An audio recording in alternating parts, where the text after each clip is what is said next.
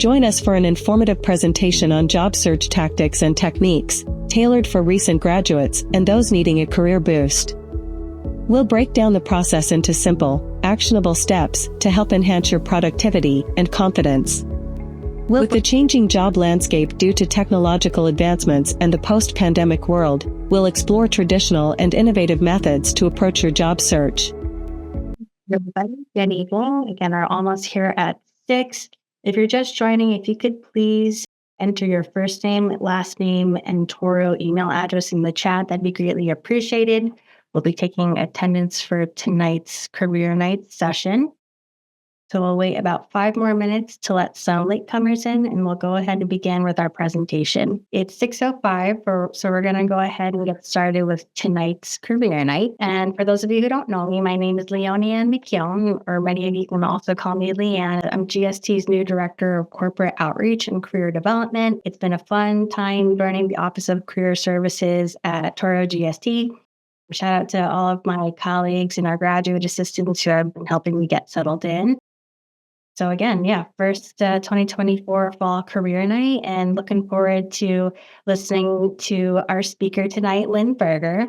So without further ado, let me go ahead and introduce Lynn Berger, our presenter for this evening's fall career night. Lynn Berger is a dedicated national certified counselor, licensed mental health counselor, and certified career counselor with extensive experience in career development and mental health, holding an MA in organizational psychology and an EDM in psychological counseling from Columbia University. Lynn has built a respected private practice and has led numerous career workshops focused on balancing work and life, managing stress, and navigating career transitions. Lynn has been featured in the Wall Street Journal, the New York Times, and is also the author of The Savvy Part-Time Professional. Lynn's commitment to empowering individuals shines through in her work, where she aims to help every client unlock their potential. So Lynn, thank you again for joining us this evening and for presenting tonight's topic on exploring job search techniques for recent graduates and career slumpers. Thank you so much for having me. This is really exciting to see so many people joining me today. So I have a couple of goals for you this evening. And one of them is to really understand job search tactics and techniques for the recent graduate, those experiencing a career slump, and even those in transition. And we're really going to focus in on actionable steps, break them down to help you get this done in a productive way and to also enhance your confidence so you feel better about this. A lot of times when people are in some sort of job search or transition, it's natural to feel somewhat vulnerable. And you need to be able to create a plan so you can make it a much more easier process. And that's what we're really trying to look at tonight. And also to be aware that there's a changing landscape. You are all technology students, and you understand that probably better than myself. And also there is a change in the way we do work. Ever since COVID, a lot of people are doing hybrid schedules, et cetera. So we really need to look at this and look at this through that lens. So as I said, we're going to get started talking about exploring job search techniques for the recent graduate and those experiencing a career slump. And also, you might be doing something right now that's okay, but you really don't love it. And you really want to be able to pursue a career. There's some sort of connection that you want to get up every day and do the work. So career transition can also be something that some of you are dealing with on this call, and or might have even gone back to school for that reason as well. So once again, we're going to try to work together to enhance and enrich your job search by applying techniques and strategies and a different perspective here. And at the end of this presentation, you're all going to have the opportunity to ask questions and gain some insight, expanding upon some of the things that I might have spoken about, that you just want more understanding of it in a way that applies more to you. So what is a good career fit? We always hear about, you really want to find a job, find a career that's a fit. But how do you find that? And what does that necessarily mean? What it means is we need to look at a certain things about yourself. And, we change, we evolve, we grow. So what was true a few years ago might not be true today. But there are certain things that you really need to think about when you want to determine a good career fit. The first thing that you really want to think about is you want to make sure that there's some sort of interest in the work you're doing. And that seems logical, but sometimes people get so concerned about getting a position and et cetera, that they own something as basic as let's make sure that you're interested in the work. Also, you do want to make sure that the work is in line with your motivating skills. Now, you noticed I didn't just say skills. So for some of you, what is the difference between a skill and a motivated skill? And we're going to really talk about this a lot today, because for me, this is like the foundation to achieve success and fulfillment. And a motivated skill is a skill you have, you want to learn more about, and you like. So let's say, I'll give you an example.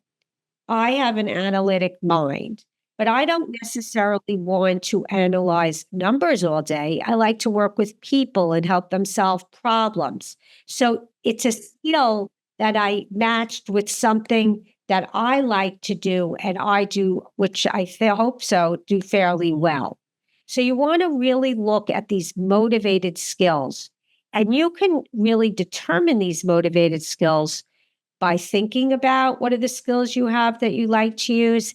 And you also can start writing down a list of satisfying experiences you had at work, even if it's a small portion of your work, but you really did enjoy it. There's something going on there that it's about a motivated skill. You enjoyed it, you did it well. And I always recommend to my clients and people that are really going through this process to keep a pad at their side or their notes on their computer or phone. And when something you're doing is enjoyable, you're getting through it with ease, write it down and start collecting a list of that. And it could be very helpful when you really want to determine what it is you're going to do next. So far we talked about A, having an interest, B, having a motivated skill. And sometimes I look at that as the foundation to building a home. You need a really strong foundation. So you want to focus on those motivated skills. The other thing that you want to think about as a really good career fit, and that is it's in line with your values. Now, what do values mean? What does a value? Its value is something important to you that you cherish, that is really key to you. So for some people, it might be gaining authority. For some people, it might be helping people. For some people, it might be being of service. For some people, it might be competition. Whatever it is for you, you want to make sure that you think about your values and your priorities. For some people, it's moving ahead, making a lot of money.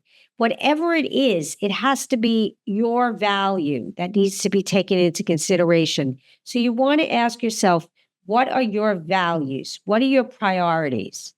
And one thing that happens with values, more so than really other things, is it changes over time. And what might have been important to you 2 years ago, 10 months ago, 5 years ago, might not matter as much. And you want to take stock of those values in your current situation so you could really understand what they are. And you also want to make sure that it's in line with your personality style, your temperament. Do you like to work outdoors? Do you like to work moving around all day? Are you someone that likes to sit down and really analyze and study something? So you want to make sure that you're really taking these things into consideration. So you want to look at your interests. You want to look at your motivated skills. And your motivated skills, as I said before, you might want to start keeping a list of satisfying experiences. You don't want to overlook that. And as you are all in school and learning, motivated skills can be developed.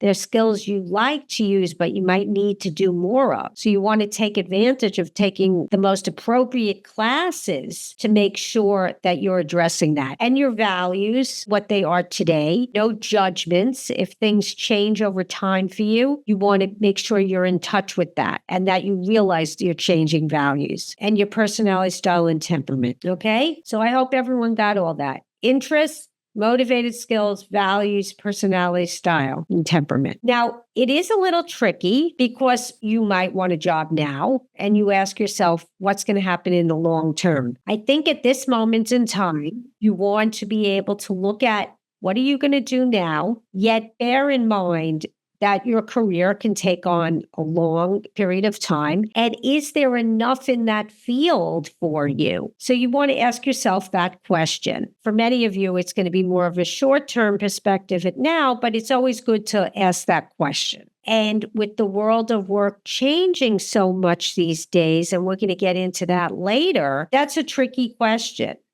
But just ask it to yourself because you might be able to learn more about yourself in the world of work as to the field you're entering. Now, I've been doing this work for a long time. And one of the things that I see that can trip people up, and this is really about people that might be experiencing a slump right now or looking at career transition. When you go to work, you have a role, you do your job, and you do it in a certain environment. Now, I don't necessarily mean where I'm sitting right now by environment. That's part of it. But the environment, how you're working. Are you working with other people? How is the job structured? And to be aware of that sometimes, and I've seen this happen a lot in the last few years, people think they're unhappy. You don't think you're unhappy. If you're unhappy, you're unhappy. Yet they say, maybe I should do a career change. Maybe I should do a career transition. And we talk about it, and they come to understand that the job they're doing and the field they're in is really a good fit for them. So then you say, what's the matter? And it might be the way the work is structured, the reporting arrangements, how often you have to be in an office. Do you have contact with other people? And many times I've seen that people did choose properly. They did have the right role, but something was off with the environment. And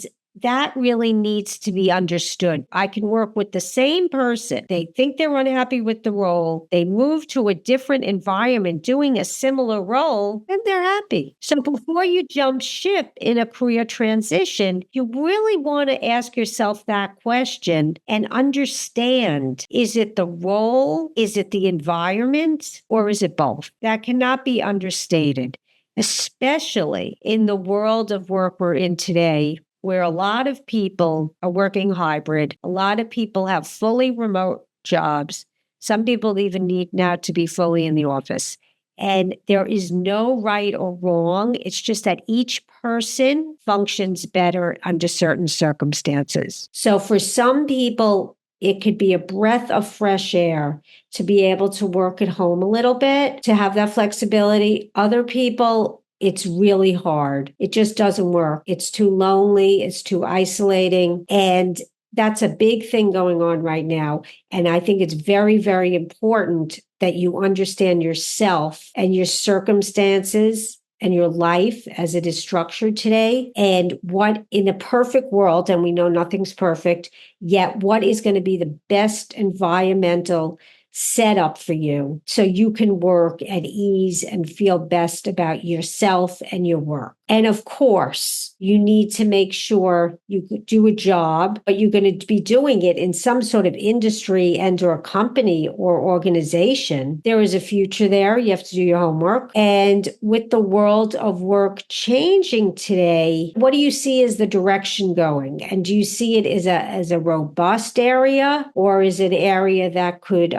not be as vibrant? And there are a lot of resources where you can do work and do research to understand what industries and or companies are more on the rise and some that aren't. So that's part of your homework as well, to be able to have a really fulfilling career fit here. And that takes on more research and perhaps interviewing people that are in the industry and getting a sense of what they think. So interests, motivated skills, values, personality, style, temperament. And at the same time, I want you to be very, very aware and cognizant that you do a role, you have a job, but you're also doing in a certain environment. And the environment is not just where you're sitting. It's about everything, way the work is structured, what kind of teamwork this is, or are you independent? How much contact you have with other people, et cetera. So you really want to think about the reporting structure, et cetera. So this is a key. These are all very key to be able to find satisfaction, fulfillment, et cetera. If you are feeling uncertain, and as I said before, when people are looking for positions, not feeling good about their work, it can be a tricky time. You're not feeling great. So you need to we're going to talk about also taking care of yourself during this time, because you can feel somewhat vulnerable. So how do you establish and learn about certain careers? Well, some of you might like this word, some might. You really need to speak to a lot of people. And how do you find people to speak to that are in current fields that you might be interested in or have worked in certain fields? Well, you're at a university now, so that is a prime place. Alumni, other students that might have worked in certain areas, or people that are looking for work in certain areas. Be resourceful. Look around. See what you can learn and glean from the environment you're in right now. And many times, if someone wants to go into a certain field, they'll say to me, "Oh, I don't know anyone." Okay. And you never know who your friends know. It's impossible to know all your friends, the people they know, your neighbors, all the people they know. So it's worth asking people, because it's not them, it's the people they know. So if you're looking to go into an area and you need some information, you have nothing to lose but asking people. And also, I'm sure you're all extremely familiar with LinkedIn. Now, on LinkedIn, they have a basic LinkedIn, and they also have something called Premium. Now, Premium can be a little expensive. They do have a trial month, but you have to make sure that if you try it for a month and you don't want it, that you cancel it so you don't get stuck for the whole year. But it could be very helpful, because if you want to go into a certain field, you have access to sending more emails to connect. And sometimes I do recommend it, but you just want to make sure it's within your budget and it's going to make sense for you. Now, there's also groups on LinkedIn. If you're interested in a certain field, you can go to the group section and join some groups. And that's an online way to network. You can see what they're talking about, the industry in these groups. If you get invited to join these groups, you have people's names in these fields. And never try to contact anyone on LinkedIn if there's not some sort of connection. Either it's a first, second, third degree connection of someone else you know, you're in a group together, you've went to a school together, you've worked together. People say no one gets back to me. Well, it is hard, and you don't have to put a lot of pressure on yourself for, to get a lot of people to get back to you from everything you reach out. But you'll have a greater chance of people getting back to you if there's some sort of connection there. A friend of a friend or a professor recommended you contact someone, something to make sure there's a connection there. And if you want to get into a certain field, one of the things to learn about certain fields is something called professional associations. And professional associations are associations of people that are working in a current field. They usually have national chapters, local chapters, and you can go on websites of professional associations to learn about a field, perhaps go as a guest to a meeting, and you could see if this is something that you're interested in. And it also allows you to meet other people. And you can do Google searches. Let's say, for example, I am interested in getting into marketing. You can go to Professional Association Marketing, and you're going to get the American Marketing Association. And there's something called the Encyclopedia of Associations, where there's associations in every single field you can imagine. especially, now a lot of people, emerging AI associations, data analytics, all these are listed in the Encyclopedia of Associations. And it's really important to go on their websites, as I said before, maybe take a class, go to a networking meeting, and see, to learn if you want, because the people that get the jobs are the ones that know the most about the field, that are knowledgeable, that have done the homework to know that it's a good fit, and have spent time understanding industries and fields. So this is all very helpful to you to be able to secure that position eventually. So I can't state enough how important it is. And if you don't like the word network, use the word conversation. Use the word sharing. And we're going to talk about how you share your background in those circumstances. But you really do need to get out there and start in a comfortable way. If you feel more comfortable connecting online, connect online. But then hopefully you will start to connect more, a little bit more in person, if possible. And maybe some of you won't even have to connect in person. You can connect online. So this information is pertinent for both people that are employed now and people that are looking for positions as well. Okay. As I said before, how do you introduce yourself to people? It can feel very, very intimidating. And you do want to spend some time working on this to really understand how you're going to introduce yourself. And I think you should come up with some sort of summary that you can verbally state with people. Yet I think you really need to be very, very flexible and know your audience. So if I am connecting to someone in a certain field or a certain level, I'm going to introduce myself differently. So try to be very, very mindful of how you're going about introducing yourself to who, because that's going to make the difference. When you are introducing yourself to people, try to do it in 60 to 90 seconds. Now, that might not seem like a long time, but you could say a lot in 60 to 90 seconds. So depending upon who you are connecting with, you obviously need to share your name. And if you're in school now and you're going to get a credential that is interesting and relevant to that individual, you want to share that. Anything that's relevant. Like when you're introducing yourself to someone, as much information as you can find about this individual to be able to introduce yourself the best way possible. And of course, your career interest or focus. Now, sometimes if you are in transition or you are looking for a position, you might have a couple of areas you're thinking about. If you do know exactly what you want, be as specific as possible. Don't know what you want. Try, make it a little vaguer, but make sure that there is some sort of focus there so people can help you. Because people want to help you, but if you're not clear with what you're asking for, they might not be able to help you. And many times, if you're able to introduce yourself to someone, you want to do it in an interesting way because you want to share some sort of story about yourself. So I have a bit of an example here when you have the opportunity to introduce yourself to someone. And if you were introducing yourself to someone in the field, as I use this example, use something that you did that was an accomplishment. Make it interesting. So if you're going to speak to someone perhaps where they're looking to build up a department and be more efficient, you might want to show an example if you have one from another position or anything relevant that you were able to accomplish.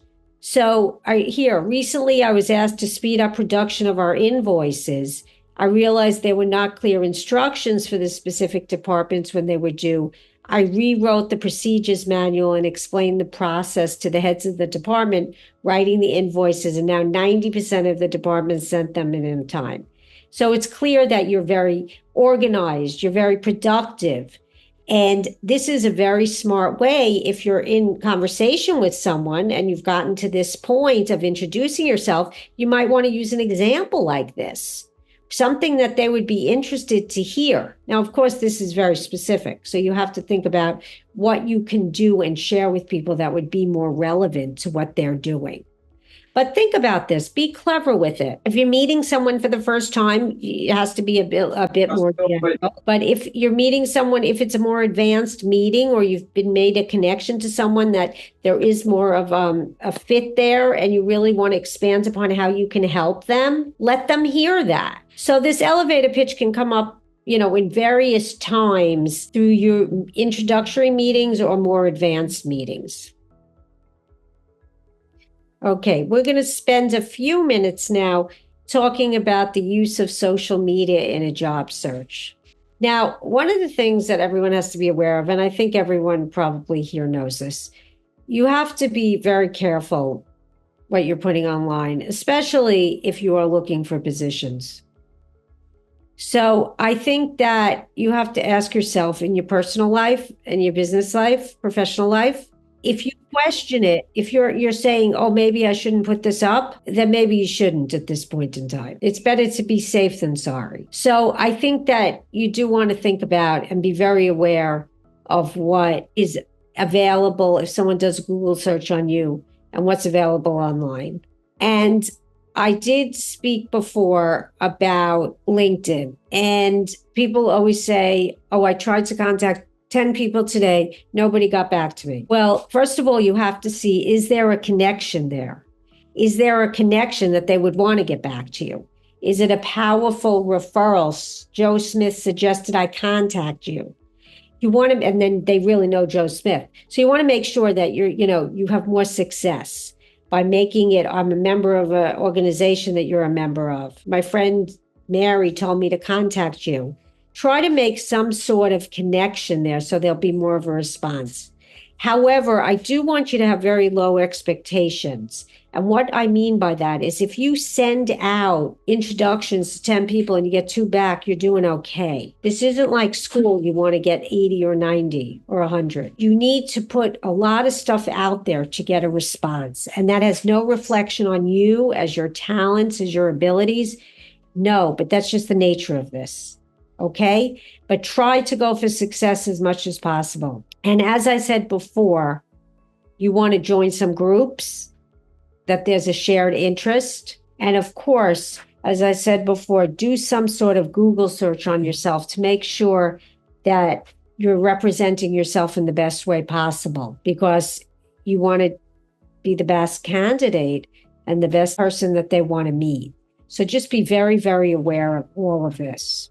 Okay, now we're going to move on to something else, the resume. I'm sure all of you have a resume, had a resume. So this is not new information for you to make sure the contact information is correct, your LinkedIn address, experience, highlight your accomplishments, any education, certifications, relevant classes. Many, many times I speak with someone and they say, oh, I started this extra class, or I started this certification, and they don't put it out there.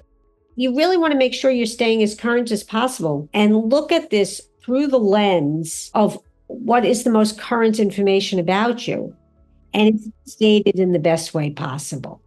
And there's many people you could ask for their feedback. It's always helpful to show it to a few people in a field and see what they say. If one person doesn't like it, but 2 people like it, you might be on to something. But you want to have enough people to ask, and you want to be proud of it because it's a reflection of who you are. And that's really important as well. Okay. Now, use of AI technology in a job search. Now, you can use it, and you can use it very, very effectively. It can be very, very helpful. However, what I state and what I recommend is to start with it. You can use it for your cover letter as long as you put in the right information, even your resume. But you want to edit it. Never write a letter or an introduction or a brief email to anyone solely with that. It could give you some good ideas and good structure, but you do need to edit it and make sure that it reflects you in the most natural way. Don't sound fake. Don't overdo it. If you feel it does sound a little fluffed, change it. Use it so it supports and helps you, because it can be very helpful and very supportive. But take another look at it. Maybe a friend could take even a look at it, or a professor or a colleague, but don't overdo it. People know, they're aware of it, and you're really not helping yourself if you do that. Okay? So you all use technology in a great way. You're the experts, but don't overdo it. Okay, so let's now talk about some basics now. Every single interview that you go on, there are 3 things you need to keep in mind. And if you keep all of these in mind, this is really what your major goal is. The question is, why should I hire you? If I'm interviewing you, why should I hire you? And if you can get across to me 3 basic points, you're in good shape. The first point is, I want to hire someone that's going to be added value to me, that's going to do things for me, that is going to be productive. Any type of related experiences or any experiences you had where you can show added value, that you will be able to be a contributor, even if it's in a different field. That's the first thing. So you want to be very aware during these interviews to display and share any added value you've had in other situations. Secondly, you want to be enthusiastic. Now, I am not saying that you have to dance on the chandelier, but if you are interested in a position, you need to tell people. You have to say, I'm very interested in this. This sounds great, because a lot of people do not know, and it's very hard to read. Not everyone can read what's going on in your mind. So put it out there. Don't be shy. And the third point you want to get across in every interview is that you can work in an environment like this. Like, for example, let's say it's an environment where there's 16 members and you've worked in an environment like that before, or anything that you can show that you would work well in that structure. If it's a hybrid structure or you have to travel, whatever it is, try to convey that you will fit in that environment. So that is really important. Added value. I want to hire you because you're going to help me. You're going to be valuable to me. B, you're going to be happy that you're there, because nobody wants to hire someone that's miserable. It doesn't come across that you don't have to be overly excited, but you do need to be somewhat enthusiastic. And that C, you will fit in the current structure. And we don't really have time today, but to go through all interview questions. However, questions such as, tell me about yourself, what are your greatest strengths and weaknesses, what are you most proud of in your personal and work life, all of these questions, you can make sure you're getting in some information about added value, enthusiasm, how you're going to fit in. So whatever question's thrown at you, these are very typical questions. However, any question that's thrown at you, as long as it's, a fair question, you can get those points in. So every interview, I want you to make sure you're addressing those 3 points. And after an interview is over, it's good to kind of write some notes to yourself how well you felt you did, so that for the next one, you could even do better. Now, people say, should I ask questions at the end? If you have a question, ask a question. But just to ask a question that has no relevance to you, or you really don't care about the answer, don't just ask a question for the sake of asking a question. So many questions at the end that could be interesting to learn about is, what is a typical day like? What would the expectations be? What is the focus of this department? What are your priorities? Those are good questions, but only ask questions if you care about the answer. Okay? And when you have these interview questions, I always say you should practice before an interview. If you have a counselor at the school that will do a mock interview with you, a friend, a professional, because it's really hard to be on the spot and to have to answer these questions without some practice. So if you practice these frequently asked questions, you'll be in good shape. And if you think about the points I made before about the 3 points you need to get across in an interview, you'll be able to answer questions that even come at you from left field. Okay? And we could talk more about this during the question and answer period. Okay. Now, as I said before, prepare. You can never prepare enough for an interview, in the sense that I don't mean the exact answers to the questions, but it's also helpful to stand up and to talk to yourself if you have to, even to a mirror, because I want you to be comfortable communicating.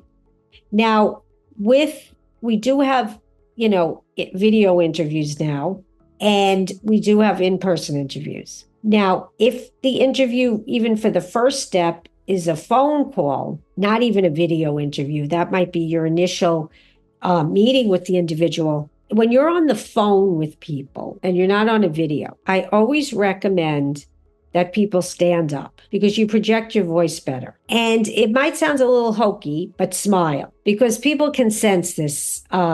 So when you're having your initial meeting, if it's just a phone call, stand up, smile, listen carefully. Now, if you advance beyond the first interview and you're on a video, test it. Ask a friend to do like a test before. You want to make sure that your lighting, your sound, your eye contact, these things are so easy to prepare for. And it doesn't take a lot of time, but it can really be helpful. So I think it's really important that you do that.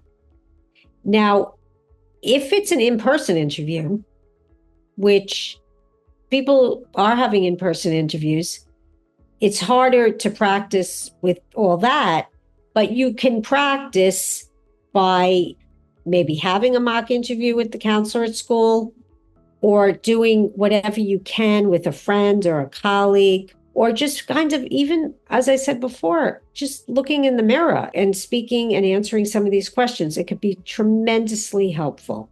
I know it sounds silly, but if this isn't something you do a lot, it's really good to prepare and to practice.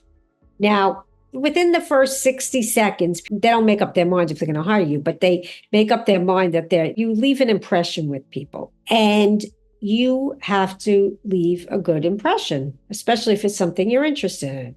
So you want to be mindful of that. And even if it's a Zoom interview, you need to dress appropriately.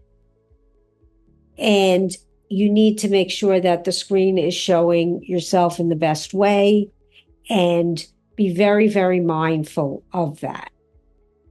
And, there's different dress for very different fields today, banking, tech, creative fields, and try to do your research as to what's appropriate for that field, so that when you go in there, you feel comfortable. On a Zoom interview, you're not going to know what other people are wearing, but when you go in person, you want to feel comfortable, because if you feel comfortable, you feel confident. And answering these questions in the right way is key. And even more important is that you have your confidence. And that's something that's as important as doing all these steps and all these strategies, is to feel good about yourself. So that's something that you need to work on. And a lot of times before an interview, take some time before. Don't go into it rushed. If you have some time, maybe do some exercise, a bit more relaxed. You do some deep breathing, whatever it is that gets you in a state so you can come across as your best self, because you'll feel better and you'll look better. Okay. Now, follow-up. Follow-up is key in an interview. And I should have also said follow-up is key in a networking meeting. If someone takes the time to talk to you, you owe them some sort of thank you. And people appreciate it. It shows organization, even in a networking meeting, that you appreciated their help. You establish a line of communication. And of course, in an interview, you do need to write some sort of thank you note. Now, I always say 24 to 48 hours. If it's a Friday, Monday might be fine, but try to do it within 24 to 48 hours. A nice thank you. It can be very simple. Thank you for the time. I really enjoyed learning about your company and the job we discussed. I am very interested in it. Especially, I found it very interesting when we talked about XYZ, to let them know you were very engaged and you look forward to hearing about the next steps. Simple, to the point, but send it and don't forget. Now, people say email or text. I think for a thank you note, it depends upon the context. If it's you used to only do this through email, or many, many years ago, you had to write them out. You can send a text if the whole communication with the individual has been on text. That's how they've been getting in touch with you and stuff. That's fine. If there is no communication via text and you happen to have their text, I would not do it through a text. Do work with the mode of communication that they shared with you. Okay? Okay. Now, you need to work on this. This is not something, a job search, a job transition. It doesn't happen overnight. And I hope I'm wrong and you could tell me, no, it happened very quickly. Usually these things take some time. And while you're working on this, you got to keep it going. You got to keep track of your daily progress. You have to stay motivated. And how do you do that? Well, one is, I always tell people, if they're in some sort of job search, job transition, the night before, write down what you're going to do the next day. Because the night before, it's easier to understand what you're going to do the next day. When you wake up the next day, you can feel frazzled. What am I going to do today? So you want to plan your search, and you need to take daily action to achieve your goals. Of course, you can take 2 days off during the weekend or whatever your schedule is. Whatever, I'd like you to take 1 or 2 days off, but you should keep this momentum going. And when you are working on this, but you're taking a little bit of a break, take care of yourself. Spend time with other people that nurture and support you. Exercise. Do whatever, if you're a creative person, do your creative activities. If you're involved with your community, get involved with your community. But don't isolate yourself, because you want to be able to bring your best self forward and nurture and support yourself, because it could be a challenging time. And I think that you need to realize that some days are going to be better than others. Some days you're going to make more progress than others.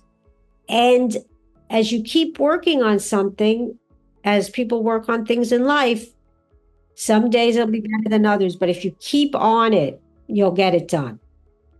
So it's helpful to keep a log and to appreciate your success as you go on, because, you might have a great interview. Well, feel good about that. You might make a contact with someone that you were trying to contact for a long time. Appreciate the success, because you're working on this, and try to be as kind as you can to yourself. But I like people to keep a log as to their progress and to plan the next day. Makes it a lot easier. Now, because we're in this world of hybrid work, fully remote working, some people have to go into the office all the time. You really need to make sure that you try to find a situation that's best for you. And everybody's preferences are different. So if you are finding yourself working at home, you do need to make sure that you maintain your productivity. You set clear boundaries depending upon your living situation. Try to make it work for you and try to be as successful as you can within the current structure. But even when you're looking for work, be mindful of what is going to work for you, and perhaps you're going to have to compromise. But when you have an idea of what's the best structure for you, that's the best way to go and see how it works out. Because right now it's really evolving for the world of work, coming to work, working at home. And most importantly, you have to understand what works best for you, if there is any type of flexibility there. So if you are at work and you're unhappy, you know you need some sort of change. You do need to still do your job. So you want to do the best job you can, because everyone wants to leave on a high. So if you're working in a certain company, try to learn as much as you can there. Try to be as available and as productive as possible, because you'll feel better about yourself. And while you are working in a certain situation, but you want to make a transition, take as many free online classes so that you'll have a better resume, you'll have more qualifications, and you can build up another certification. So even if you are in transition, you can make the most of that situation as long as it's not unbearable. Try to make it work for you. Now, as I said before, this requires positive attitude. It requires persistence and patience. And if you can focus in on maintaining a positive attitude, keeping the search going, keeping the options open, learning, speaking to people every day, doing something on this, and being patient with yourself, it's going to be a lot easier. So PPP, a positive attitude as much as possible, staying on course, persistence, and being patient, because this can be challenging and you never know how long it's going to take. So be kind to yourself in that way. And I wish you all the best of luck if you're going out there for the first time to look for a position, or if you are thinking about some sort of transition. And it was a pleasure to speak with all of you. And I will go off the share now, correct? Yes, thank you so much, Lynn. Wow, so many good tips. Thank you again for your presentation. We're going to open up the Q&A now. Thanks again, Lynn, for all of those tips, advice. You know, you've had such an impressive career, and it's nice to see and hear how some things have evolved and changed throughout the years, but also you mentioned a lot of advice that's just tried and true. And so thank you again. So let's open it up. Any GST students, alums on the call who have a question where we can kind of expand on what Lynn shared with us this evening? Feel free to enter your question in the chat or take yourself off of mute. I have a question. Sure. Can you introduce yourself and go ahead with your question? Thank you. Hi, Lynn. My name is Emine. I recently graduated from Touro University, and my major is cybersecurity and network administration. And thank you for your presentation first. My question is, I wasn't able to do any internship while I was studying. And now I graduated. When I look for positions, they are looking for students now or like they're expecting from us to be graduate like at least for the next summer. What do you suggest, or what do you tell about this topic? What kind of positions should I apply for entry level? Most of the companies, they're looking for non-graduate students. For example, they expect from us to be a student. When I look for internship positions, they expect you to be a student, but I recently graduated. Oh, I see what you're saying. I'm sorry. Okay. So is this internship you're looking for as a paid internship? Yeah. Okay. But it might be a non-paid internship as well, but I don't know where to find it, non-paid internship or volunteers. Well, so are you looking for a job also? Yeah, I am looking for a job currently. Okay, so why don't you position yourself looking for a job? I do, but I cannot find. I'm applying for a long time now, like almost more than 6 months. Okay. So you went to school for cybersecurity? And network administration. Okay. So do you know other people that are working in cybersecurity? Yeah, I know from LinkedIn, or I know as a friend. Yes. Okay. So are you having conversations with them? Yes, I do. And what happens? I mean, they say keep trying, keep applying, and then they do suggest for editing my resume, adding up some skills, and I keep learning every day and getting certifications. So have you done any professional association networking? I'm actually interested in cloud computing. I just took the certification of AWS, Amazon Web Services certification, which is Solution Architect Associate. So have you ever gone to a professional meeting with other individuals that work in that field? Oh, not yet. No. Okay, because that could be very helpful. And, all these professional associations, they're looking for people, to help and volunteer. And it's a great way to meet people. So I would try to get involved with some professional associations and volunteer, or even volunteer at a conference. And then you don't have to pay. And then if you volunteer, and then you get to meet a lot of people in the field. Got it. Thank you. Thank you for your question. And just for, a shameless plug here from the Office of Career Services, at the end, I'll include my booking page link because I'd be happy to work with you one-on-one to assist you with your job and internship search. Thank you again. All right, well, looking forward to meeting you in person. Any other questions here for Lynn? Okay, I see Arifin entered a question in the chat. Lynn, just for some background, Arifin's one of our GAs actually for GST, and he's asking, would you please give us some tips regarding the cover letter? So any advice on that and how it's pertinent in a job search? Sometimes you're asked to for a cover letter, sometimes you're not, but if you can, it's great to include. Well, first of all, the first paragraph, I like to break it down into 4 simple paragraphs. First paragraph, you do want to make it exciting and interesting, not just like I'm applying for XYZ. Like if you're applying to this cool company that's a startup that's doing this great stuff, let them know that you studied and you understand what they're doing and you're so excited about this. And this is something that, you've researched. Make a connection in the first paragraph. Don't just treat it like kind of a boring introduction. Or if you read something about them, that you read it, something that, shows this is a real sincere interest.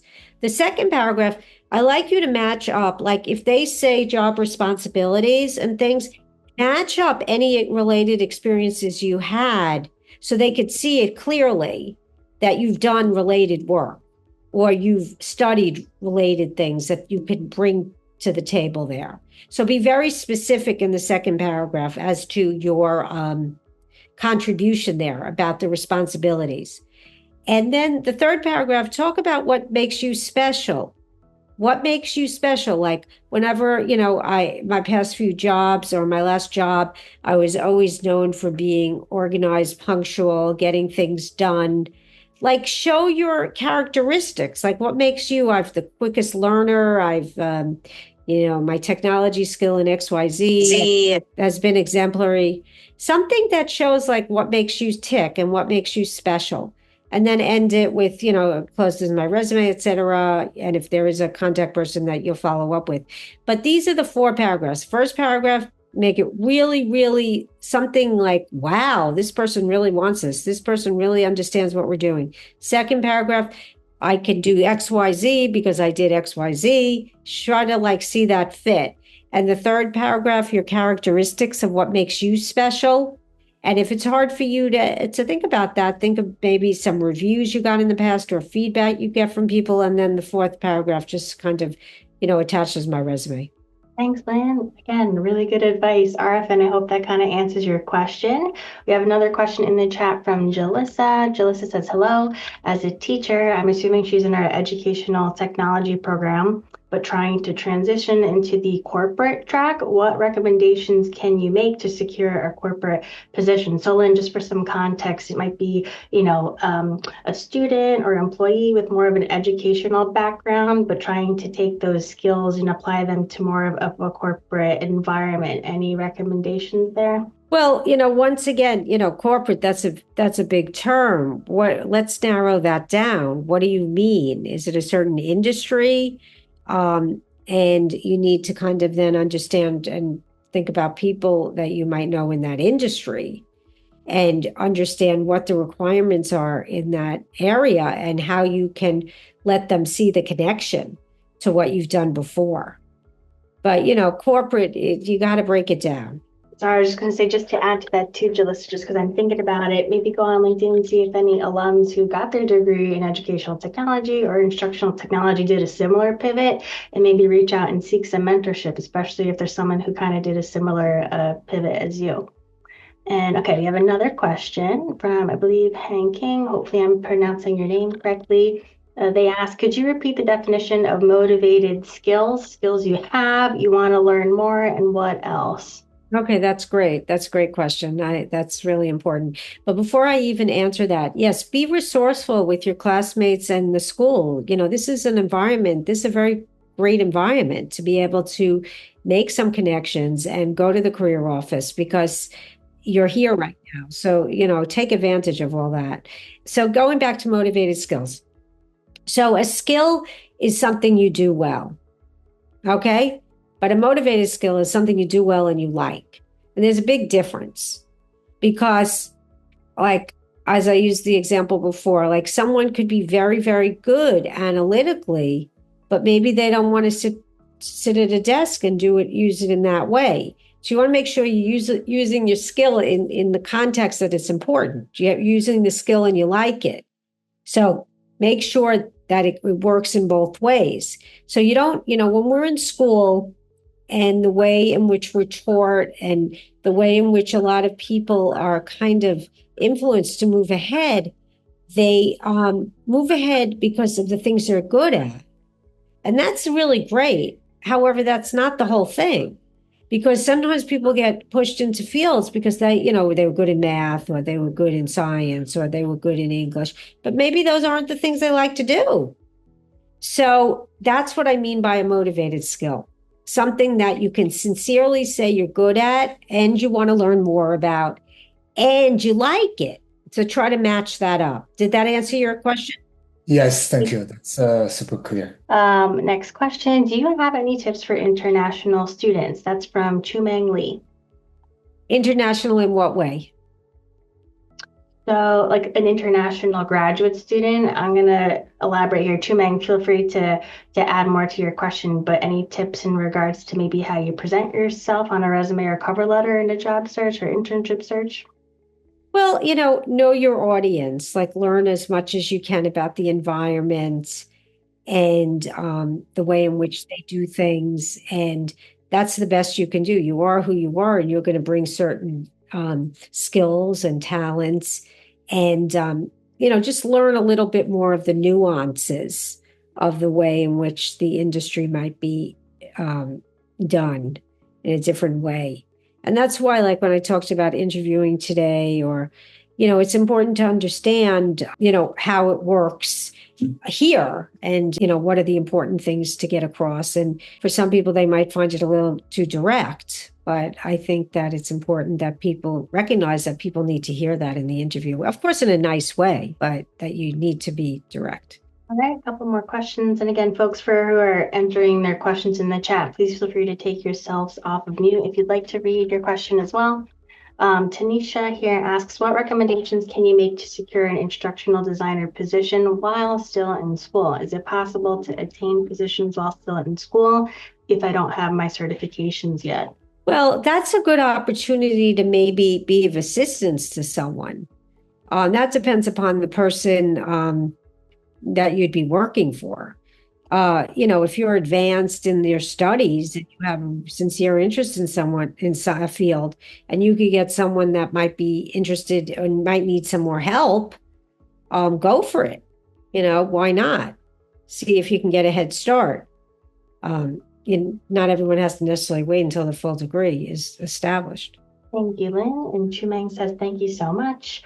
Tanisha, yes, says, okay, thank you so much. Yeah, something I'll point out as somebody who talks to many employers, there's no employer identical to another. Just like all candidates are unique, same thing with employers and organizations. So even if you've had one experience with one company that you applied with, who's to say that's how it's going to go for the next employer or organization you communicate with as well. All right, any other questions? We still have 15 minutes left. While we kind of, again, gather some more questions for Lynn, I'm going to go ahead and put some helpful resources and links in the chat. So you'll find that my booking page here at the Office of Career Services so that we can schedule one-on-one counseling appointments at your convenience this semester, next semester, leading up to graduation and afterward. And Lynn mentioned how important it is to expand and build your network on LinkedIn. So I definitely invite you all to connect with me on LinkedIn if we're not already connected, with your peers in your classes and maybe some alums as well. And please don't forget to follow Toro GST's LinkedIn page. So I'll put that in the chat and go ahead and have a couple more questions here. So this student says that they've been struggling to land a job for quite a few months. They've had multiple experiences, followed what everyone says about networking, LinkedIn tips, changing resumes, learning new things, and found that LinkedIn and similar platforms might be a little bit overrated, or people might not be talking about how difficult and challenging the economy and the tech job market is. So how would you recommend that students navigate through this difficult period? Yeah, I mean, I'll go back to what I said before. Professional associations have been so helpful to so many people. And even if you're young, and you're inexperienced, you can get involved with them as a student or volunteer and meet other professionals. So I think that it's a really important thing to consider. And as I said before, while you're at school, I mean, you have wonderful resources there with Leanne, and she's so knowledgeable. And then you have all this alumni and all these professors, and it's really helpful. I mean, I don't know if you have clubs at your school or ways in which to get involved, but utilize the resources in front of you. And I really encourage you to learn about some professional associations and call them if there's a fee to join. That's not appropriate for you right now. You could say, I'm a student. Can I come to an event? Can I come to a networking event? Can I help you out? These can be really helpful. I've seen it with, throughout the years. Yes, definitely want to emphasize that for you students, recent grads.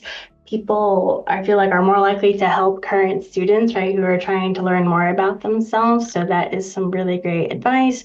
Prasanthi here asks, could you provide a few names of professional associations? I know, Lynn, you shared the Encyclopedia of Associations, which will certainly be a great resource and tool. I'll go ahead and kind of take a look at the link for that. So Prasanthi, you can find some professional associations relevant to your area of expertise or interest. But Lynn, do you want to share some examples of professional associations in general? Well, you want it to be industry specific. So, you want it, whatever your field is in. If you're in cybersecurity, find cybersecurity professional associations. I mean, you really want to narrow it down to the field you're in. And you could do the Encyclopedia of Associations. You could just do a Google search, put in cybersecurity professional associations, and you can get a long list. Somebody said, got it, thanks. That's great. Yeah, I'm still looking, but yeah, I mean, that's a really great tip. Just Googling. I mean, even for me as someone in the career development world, there are so many different professional associations. Mm-hmm. There are some specifically to the metropolitan New York area, to the northeastern region of the US, or even nationally. So I feel like if there's one that exists even for someone like me, there's certainly one that exists for folks like you in your areas of expertise and interest. Absolutely. All and right, it's also good to manage, even when you get your position, it's not over. You want to be able to manage your career. So you want to stay active in professional associations. So you have a network. So when it's your next transition, people. It's just good for you to always bear in mind you're always managing your career. Thank you. Any more questions? I have a question. Hi, Len. My name is Jimena. Thank you for the presentation, first of all. And I have a question about body language. During an interview, I'm wondering if it's a bad thing to, look overconfident, and if so, what can we do to prevent that from happening? I think you have to be yourself. Yet I Okay. think you have to be, have really good eye contact, sit up tall, listen, don't Okay. talk all the time, listen, and be as confident as you can. But I don't think, going in and saying, oh, this is so easy, I'm going to get this is going to, Right. Okay.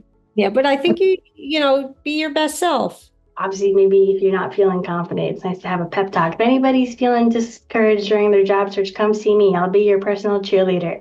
Let's take advantage of that. She's great. I have a question. Actually, I'm middle of it. I'm getting my master degree, but my bachelor degree was in architecture. When I go to interview to get a job in UI UX design, which I'm getting my master degree in, should I mention that I study for undergrad in architecture, then I changed my major to UI UX design, or it's not necessary? Well, I think, it depends how the conversation goes. You want to tailor your background as well as to the position required. Yet, if you feel that it gives you an edge, that because you studied that, you learn, how to think differently, how to solve problems. If you feel that, it sounds so valuable, it's going to add to your profile, you can use it, in a way that's going to work for you. If you feel it's going to distract from the interview, I wouldn't mention it. You also have to be very aware, everybody interviews very differently. Some people are really interested in you as a whole person and the whole thing. And some people, they're very focused. So you have to follow their lead. I see. Thank you so much. All right. I know I will stay on until 7:30 in case anybody has questions about Toro GSD's Office of Career Services. Again, I know many of you, we still have yet to meet one-on-one. But Lynn, again, just wanted to shout out to you. Thank you for joining us this evening. I don't know if you do have time for a couple more questions, but I'll stay on. And I guess if any of you, have to log off, again, just thank you for your time for joining our 2024 Fall Career Night. We will be continuing the series again in spring 2025 with our next guest speaker. So again, I'll stay here. Lynn will stay here. I'll stay again, yeah, thank you all for joining, and just, feel free to stay on and ask us any other questions you might have as we wrap up. So a student just asked, as a student with English as my second language, I sometimes get stuck when speaking during interviews or conversations. When this happens, I find it difficult to snap out of it and keep my thoughts flowing. Do you have any tips? Well, that's going to take some practice and focus. When you say you lose your thought, or what, is the person here? They are here, yes. Okay. If you feel that you're getting a little confused, take a minute. I always recommend having like a drink at your side. Take a sip of water. Yes. And try to collect yourself and, take a few deep breaths. But, if you find yourself getting distracted, you have to find ways to focus, and taking, a second here can be helpful. I don't know. If you want to speak more about it, we could talk more about it now so I can understand a little bit more, but just in a general way, that's how I would answer the question. Again, if you'd like to go on mute, if you don't want this to be anonymous, please feel free to, expand on your question. And I got another question from another student. How can we get a copy of tonight's Zoom recording? So yes, this session has been recorded. It'll be edited and it will be posted on the Toro GSD site. So again, just keep an eye out for that, and we'll make sure to share an announcement with you directly when that is available. Student who had a question about English as their second language, feel free to unmute yourself if you'd like. And thank you to one of our alums. They said, thank you so much for arranging such an important, inspiring, and knowledge-worthy event. That's all, Lynn. Thank you so much, Lynn. Thank you. So nice to see all of you.